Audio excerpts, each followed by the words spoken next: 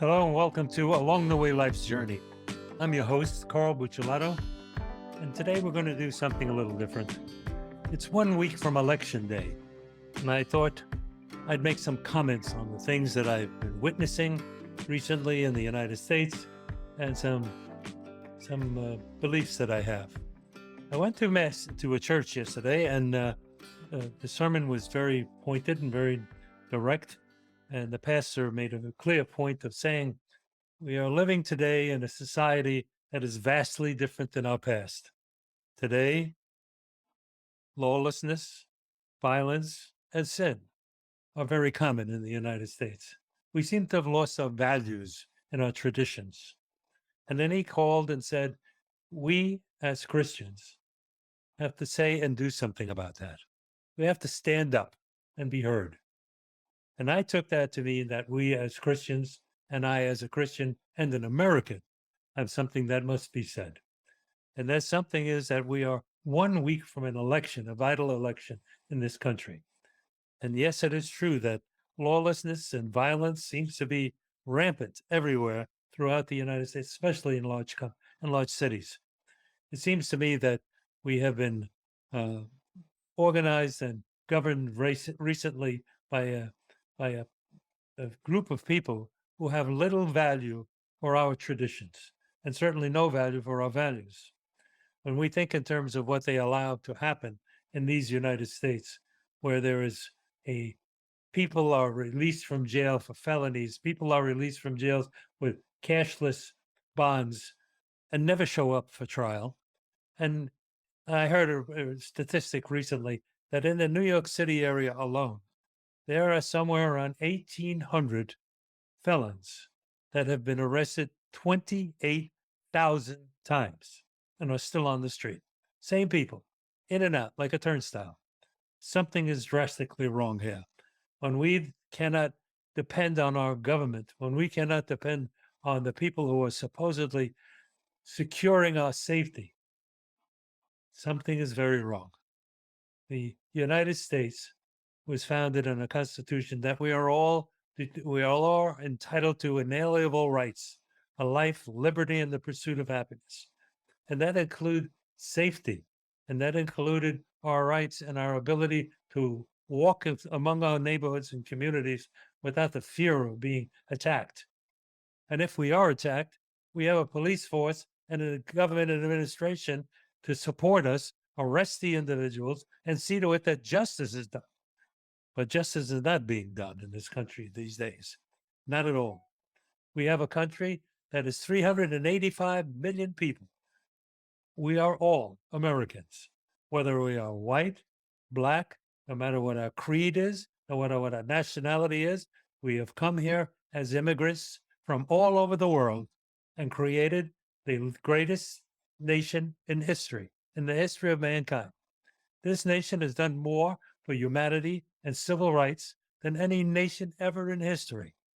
And we must realize that when a few handful of people who are socialists in their tenor, communists in their hidden agendas, wish to turn over and change this country into something that it was never meant to be, that something has to be done about it.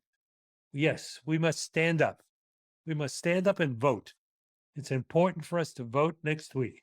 It is important for us to remember that throughout the history of this country, millions of people have come here for safety and security, and we're no longer providing it. We're using excuses about illegals coming across the border. That is not the whole picture of immigration in this country. My family came here as immigrants like anyone else. They came here, they waited their turn, they became citizens, they learned the language, they went to work, they built a community, and they built a family here. And they worked hard to provide safety and futures for all of us. I am the first grandchild to graduate from college. And that is something immensely important to me. It meant that in a very short period of time, my family became recipients of the American dream. I certainly have been. But what about the rest of this country? We have people from every nation on earth, from every color, from every creed, every faith. And we talk today as though those things are not important. We make it seem like one handful of people are more important than others. Or we fought a world war to provide against that. We sent millions of troops to defend the rights of people who were being slaughtered and persecuted because of their faith, who were being slaughtered and persecuted because of their agendas in life. And we took on the fascist movement, we took on the communists. None of those agencies have ever succeeded in world history the way the United States has. We're now celebrating 246 years of freedom in this nation. Yes, there are some people who may be biased. There are some racists. There are some anti Semites. There are indeed people of that kind in this country. But that is not the mass majority of this country. The mass majority of this country is a group of people who realize that united we stand. Whenever there is an issue in the United States, an emergent just happened a couple of weeks ago. We had a disastrous hurricane in Florida. And from people from all over the country showed up to help. Money poured in, supplies poured in. People got on buses and airplanes and came down and lent their hands to work hard to support and provide help for their neighbors. Neighbors they've never met, but they came to do so. I have done 50 shows now in this podcast, and I've had the privilege of honoring special men and women who have come to live the American dream. I know personally people like Colonel Harvey, the first Top Gun. He worked diligently and put his life on the line to support people who were prejudiced against him in many cases. And yet he was an American first. And he fought in World War II, and he fought in Korea. And other people that I know, like Felipe de Leon and John Erickson, all these men who came on this show to talk about one thing: the freedom of being able to be who you are intended to be in this country, to look up to our great God and say thank you and accept the privileges that we have been given, but also to make them available to our friends and neighbors, to all of us. We fought a great civil war in this country. 400,000 Americans died for the right for people to be free. And that is distorted. People forget that. We should never forget the fact that people put their lives on the line so you and I can be free. You and I can praise our God in any way we wish, whether we're Christians or Jews or Muslims or any other faith. There's a place for us here in the United States. And so I say again, my pastor said, stand up, Christians, and be counted. I say, I am a Christian and I am an American, and I stand up to be counted. And I say to everyone here listening to my voice, vote. Regardless of what your opinion is, vote. I have already voted. You see, here is my sticker. I have voted because I think it's essential for us to bring back into existence organizations and governments that obey the law, justice for all, equal justice for all, and that this country shall not perish. This country must maintain itself, and we must keep it strong, because it is without doubt that light on the hill. The governing body of humanity has been this country for the last 246 years. And we owe it our vote, and we owe it to stand and be proud to be Americans, one and all. So I tell you what I tell you every weekend. Every week I say the same thing. Love somebody today, but don't just love somebody. You have a neighbor down the street, possibly elderly. Go out and give him a lending hand. There's a woman walking down the corner right now carrying bags that are too heavy for her. Give her a helping hand. There's a lady around the corner who's trying to raise 2 children on her own. And it's difficult. Give her a helping hand. That's what we're about.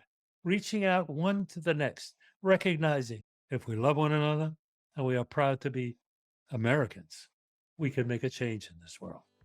Well, I wish you all love one another today and vote. Thank you for tuning into the show. I hope that it resonated with you. It certainly did with me. And I hope it encouraged you to realize the true power of your story. As a reminder, new episodes will be released Wednesday mornings on your favorite podcast apps and also on YouTube as well. Be sure to like, subscribe, and turn your notification button on to ensure that you receive updates on new episode releases. I'm grateful for your reviews and your support. The love is certainly felt. Keep it coming. You can reach out to connect with me on Instagram, Facebook, and LinkedIn, or stop by my website, toeverypageofturning.com. All links are clickable in the show notes for quick access. Do you think that you or someone you know may be our most inspiring guest yet? Let's hope so. Click on our contact page and get in touch on my website and share your story. I look forward to reading each one personally.